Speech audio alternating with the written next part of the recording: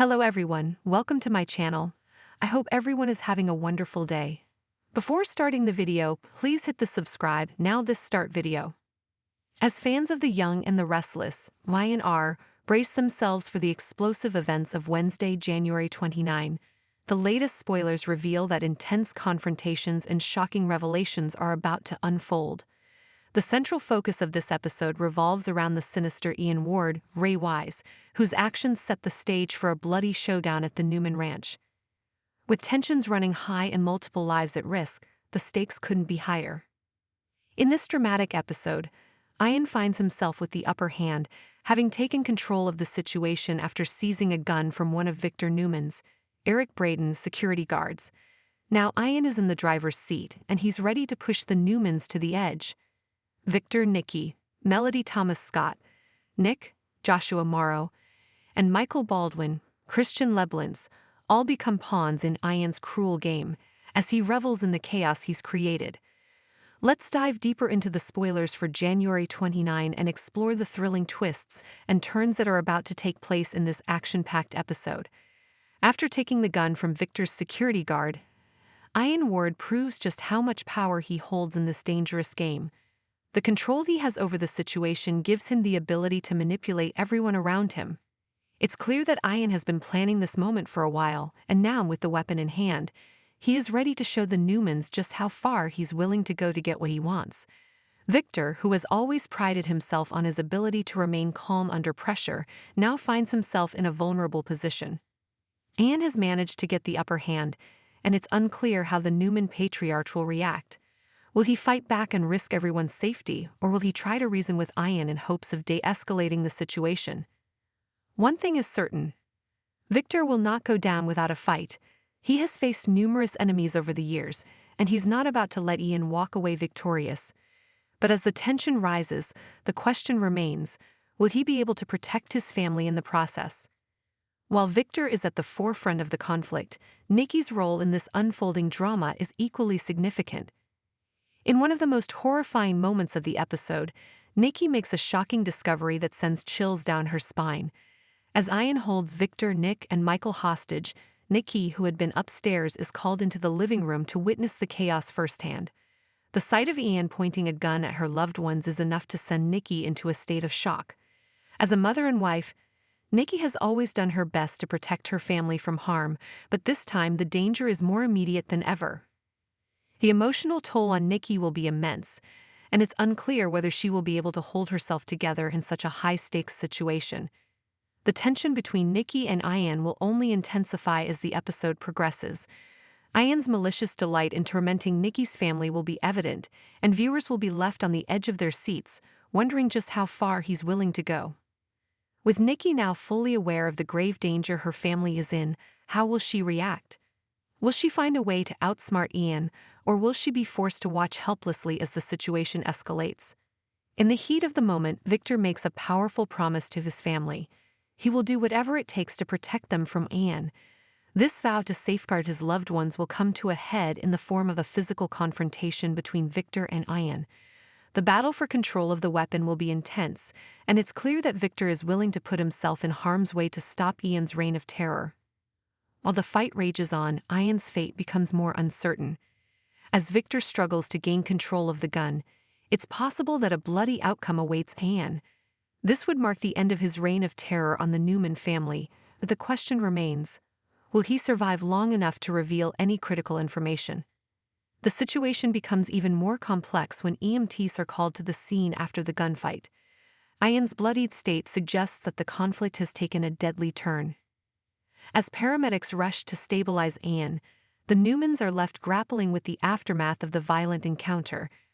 But despite their efforts to save him, Ian's fate may already be sealed. One of the most pressing issues facing the Newmans in this episode is the disappearance of Tessa Porter, Haight Fairbanks, and her young daughter, Aria Porter Copeland, Maddie, and Millie Ingle. Their sudden vanishing has left their loved ones frantic, and the Newmans are desperate to locate them. With Ian's capture, the hope is that he will reveal the whereabouts of Tessa and Aria before it's too late. Nick, in particular, may take the lead in interrogating Ian, determined to get answers no matter the cost.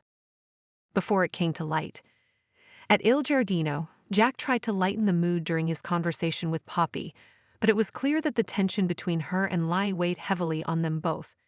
Jack, ever the optimist, didn't believe there was any reason for Lai to continue holding a grudge, especially after the paternity test had cleared up any lingering doubts about Finn's biological parentage.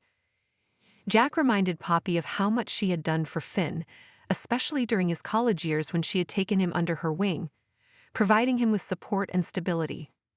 The Poppy seemed uncomfortable with the conversation, perhaps because the praise felt undeserved in her eyes. She continued to maintain that Finn had always been independent, able to manage on his own. Jack, however, countered that it wasn't just about Finn's independence, but the fact that Poppy had been there for him in ways no one else had. Poppy, although appreciative, was still reluctant to accept credit for anything she didn't feel she had done with intention.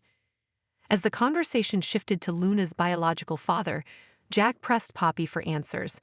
He had always been there for her, and he wanted to understand why Poppy was still keeping secrets, especially when it came to Luna's paternity. Poppy remained tight-lipped, unwilling to divulge the truth about Luna's father, despite Jack's assurances that he would never judge her. Jack made it clear that he was there for her, and Poppy could trust him if she chose to open up. However, Poppy remained evasive, seemingly stuck in a place where revealing the truth was still too difficult. Over at the hospital, Lai was deeply emotional as she spoke to Finn about her feelings of guilt.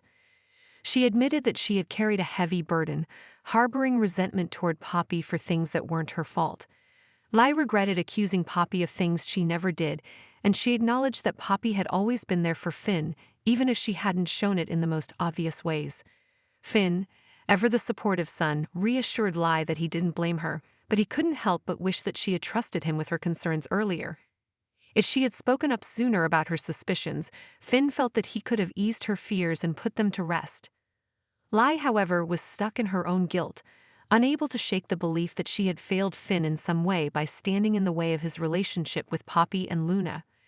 The topic of Luna's paternity came up again, and Finn raised the possibility that the paternity test results could have been skewed, perhaps by a false negative due to Tom Starr's, Clint Howard, liver donation.